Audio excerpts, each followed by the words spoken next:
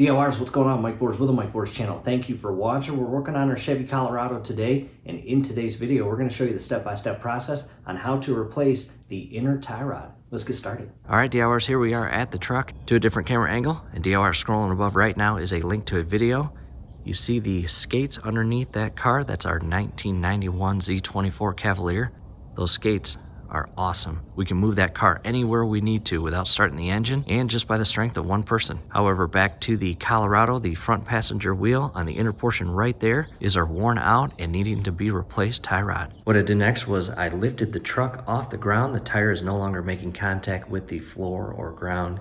I have positioned a jack stand underneath the truck to support the weight of the vehicle. And DIYers, never rely on a jack alone. Always install or place a jack stand in position to, again, support the weight of the vehicle. I also removed the center cap, and we are going to carefully loosen up the lug nuts. However, what we did first, before we lifted the truck up off the ground, we actually loosened all of the lug nuts. And by loosening them a turn or two, and then lifting the vehicle up off the ground, it alleviates you having to tug aggressively to loosen up those lug nuts while the weight of the vehicle is on the jack and jack stand. The last thing you want to do is tug away at those lug nuts and increase the possibility of the vehicle falling off the jack stand or jack. Not good. And again, all I'm doing now is removing all of the lug nuts that were just recently loosened while the vehicle was still resting flush on the ground.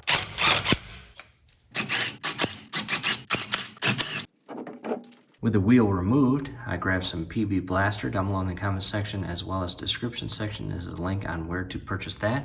We are going to spray the jam nut as well as the top castle nut of the tie rod. As you see, again, and I've got some cardboard down to catch the PB Blaster that drips down. And I'll even come up on the thread and allow that to soak in probably for roughly 30 minutes and eat away at that rust.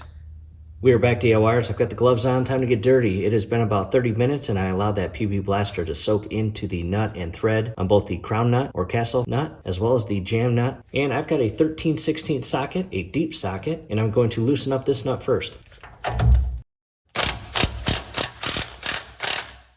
At this point, you can see the separation between the knuckle or mount and the nut itself. We are going to leave it as is. We are now going to direct our attention to the jam nut, and I've got a adjustable wrench and really get it on there. In addition, come upstream on the rod, and I've got a 17mm, and I'm going to hold this in place and loosen the jam nut. And if you can't do it by hand, you may need to grab a rubber mallet and give it a couple taps. Got my rubber mallet, and again, a couple friendly taps. And I'm just going to use some heat, maybe about 3 to 5 minutes. Try to expand that nut and break it free from that threaded portion of the rod. As you apply heat, if that's the route you go, just do your absolute best not to have it near any rubber portions such as the rear boot or the sway bar boots. You don't want to melt those. That would not be good. DIYers, at this point, I kind of locked the 17mm wrench in place with the frame. And again, friendly taps with the rubber mallet to loosen up that jam nut. And a quick update, I have tried everything to loosen up this nut. Unfortunately, I cannot get it loose. It is seized and corroded so bad to the threaded portion of the inner tie rod bar or shaft that again, I cannot get it loose. And here's what's happening. Basically, as you can see here, the nut spins with the rod. And so what I'm going to do is loosen it, and then I'm going to tighten it just where it makes contact with the outer tie rod. And I'm now going to remove the upper castle nut and shift this entire tie rod out of the knuckle. And again, back to the Craftsman impact wrench. Next, most people will hammer on the mount.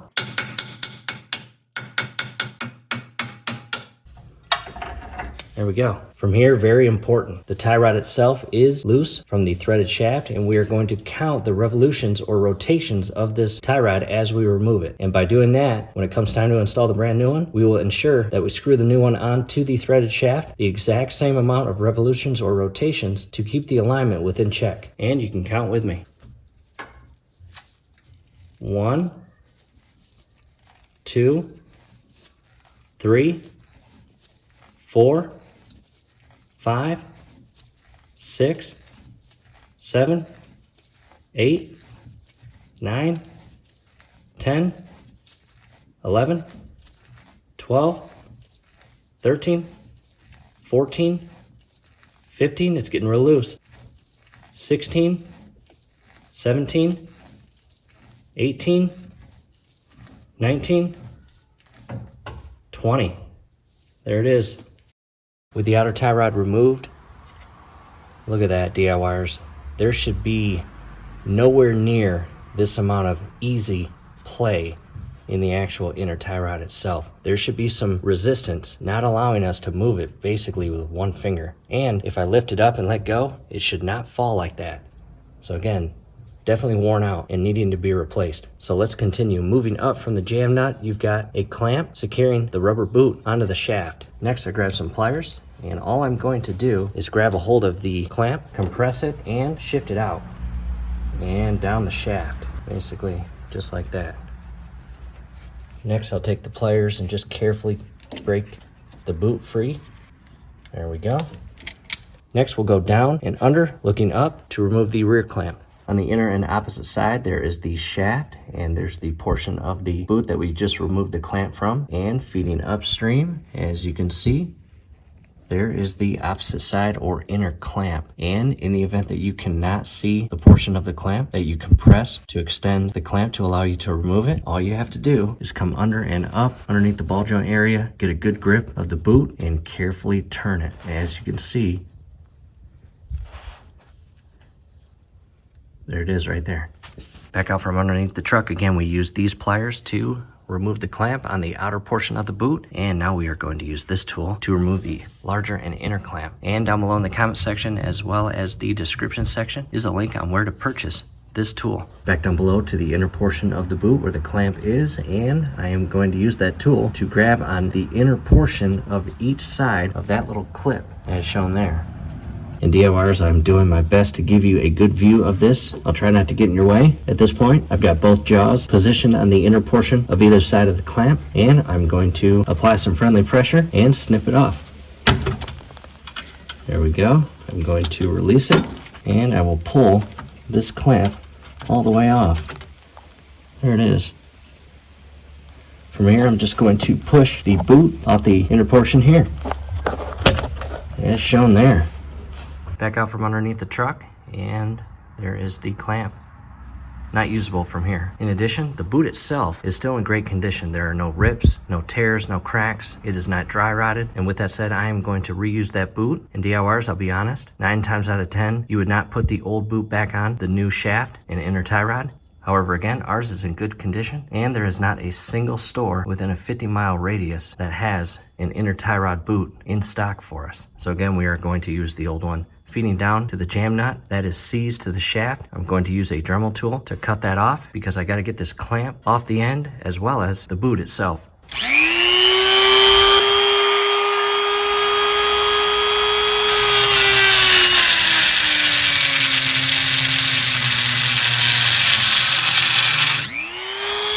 Making progress to a close-up. I have cut through 2 little cuts there, and there we go.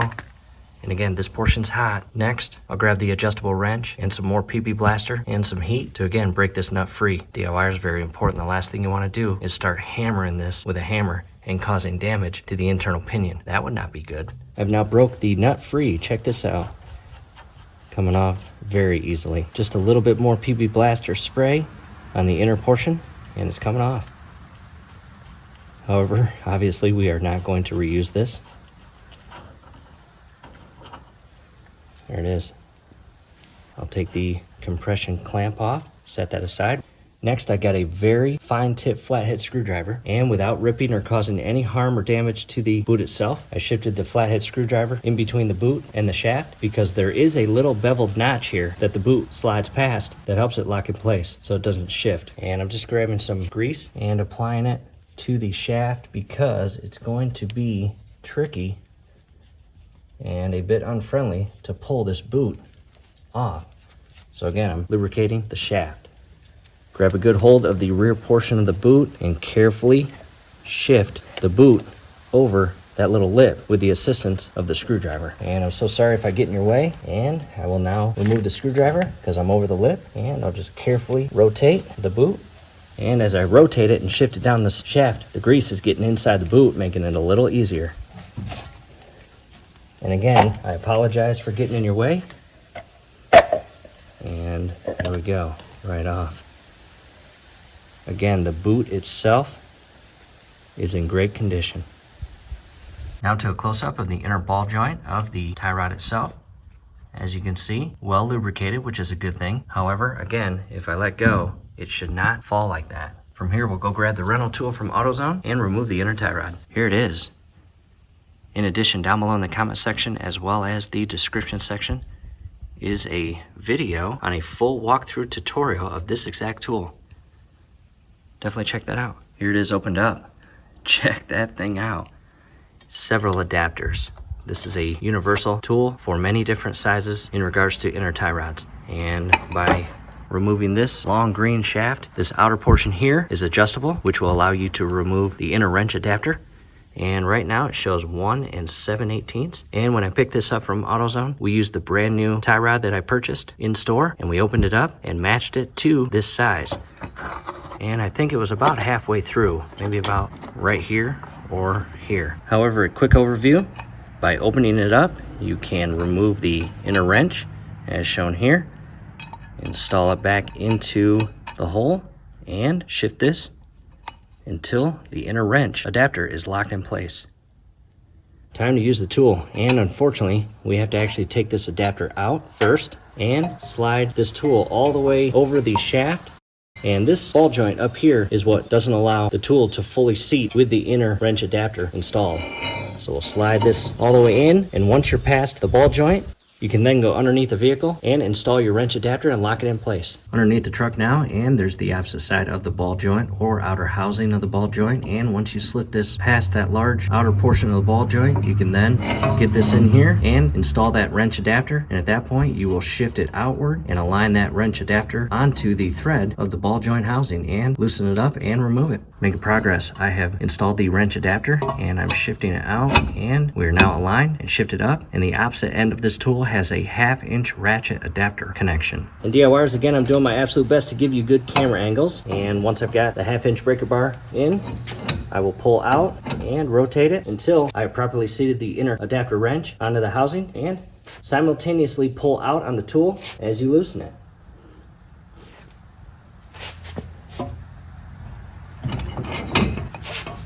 And it is loose.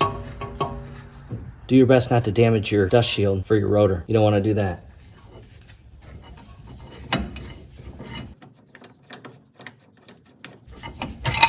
There we go. And there it is inside there. What I will do, open up the lock, remove the adapter wrench,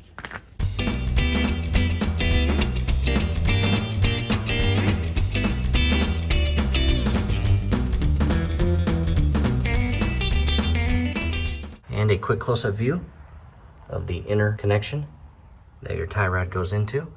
All right, DIYers, inside at the Craftsman workstation, and a lot going on here. We just got done rebuilding an outdrive Merc Cruiser Alpha 1 Gen 1. Mounted some cool skateboards. We are in the process of building our own skateboards. We repainted trucks, and we will leave links down below in the comment section as well as description section on how to mount skateboards on the wall, as well as how to build them, including trucks and grip tape. However, here is the new inner tie rod. Let's go and open it. Here it is, removed from the box and packaging.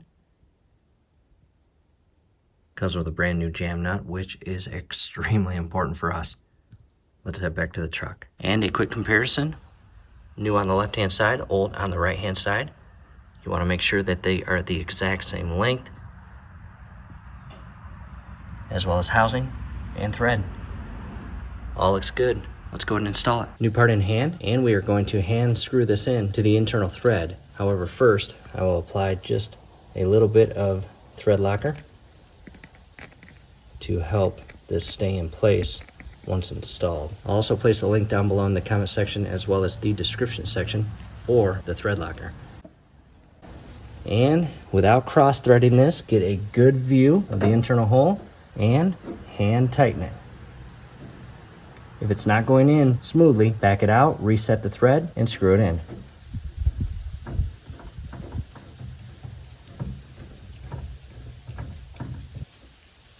And it's hand tight, and check that out, DIYers. It is not moving. There we go, it's hard. as it should be. But again, the old one just fell lifeless down to the bottom. Again, it is not supposed to do that. Next, same thing. We will install the tool without the internal adapter wrench. And we'll go back down underneath the truck and install the adapter wrench. Back down below, and the adapter wrench has been reinstalled and secured.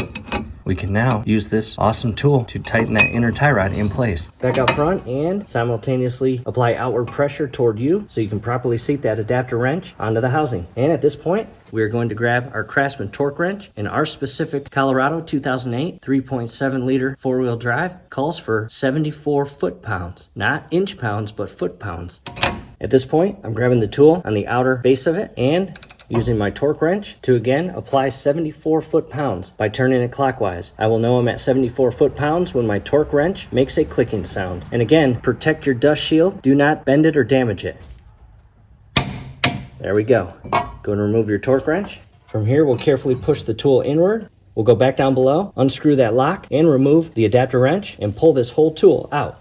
Making progress, I did just that and remove the adapter wrench. I'll set that aside, and I will carefully pull the tool off the newly installed inner tie rod. Tool is now back in the box, and DIYers, what do you think? Awesome tool, right? Absolutely. Back to the inner tie rod, I do want to show you that little machine cutout that the outer portion of your rubber boot will seat into, as you see right there. Taking a step back, in addition, DIYers, do you notice anything? Very firm. Can't move it left or right, up and down. It's not falling like the old one. Next, what I did was clean out the inner portions of the old rubber boot. If you do use your old boot, clean out the inner surfaces to help that clamp create a watertight seal. And the new part itself has a rust repellent grease on it to alleviate this entire part gathering rust or corrosion as it sits in the box on the shelf. So I'm going to use that grease that's already applied, and I'm going to shift the brand new boot all the way down, as shown here,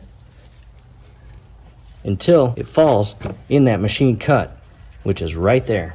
Next, I'll grab the pressure clamp and grab my pliers, pinch that outer portion, and shift it all the way onto the boot.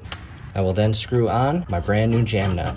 Do not cross thread this either. I'm going to take it all the way up, right there. We will now go underneath the truck and secure the opposite side of the rubber boot with a thick and durable tie strap. Back down below, and again, we are going to shift the inner side or opposite side of the boot onto the housing and secure it with the tie strap. Now to the tie strap, really secure that boot with the strap and then clip off the excess portion of your tie strap. Back up front, and I'm going to use some friendly pressure to push this down and maybe over. Right there.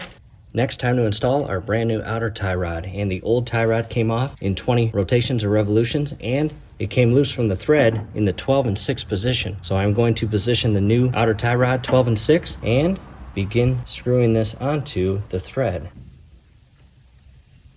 And there's one full rotation or revolution. At this point, I take my hands off to allow the weight of the outer tie rod to hang. If it does not fall off the threaded shaft, that tells me that the first revolution or rotation was successful and the outer tie rod has gripped onto the thread, and we can officially count that rotation or revolution as one, and we will continue. 2, 3, 4, 5, 6, 7, 8, 9, 10, 11, 12, 13, 14, 15, 16, 17, 18, 19, 20. 12 and 6 position as it was when it came out of the mount here, and turn the jam nut counterclockwise all the way down and hand tighten it. From here, I noticed that the new shaft has a 15mm size wrench machine cut into it, and I'll use the adjustable wrench to tighten that jam nut. Next, what we'll do is shift this threaded stud of the outer tie rod down and into the hole and in place. And real quick, before we do that, a recap on why we rotate the new outer tie rod the exact same revolutions as the old one came off. And that is to ensure that we put everything back together to within the proper previous alignment. If we only did it 12, 14, or maybe 16 revolutions or rotations, you will throw off your alignment. And I'll push this down, and as you can see, I'm going to put a jack underneath the wheel hub and jack it up.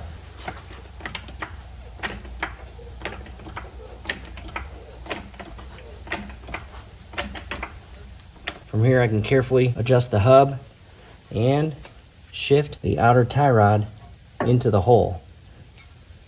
And you need to adjust this pin or threaded stud to allow you to shift it in.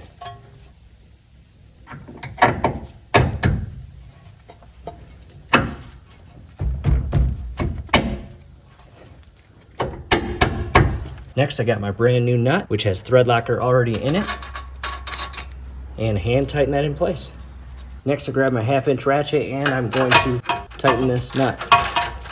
And once I feel tension, we will transition to the torque wrench and torque this to 33 foot-pounds.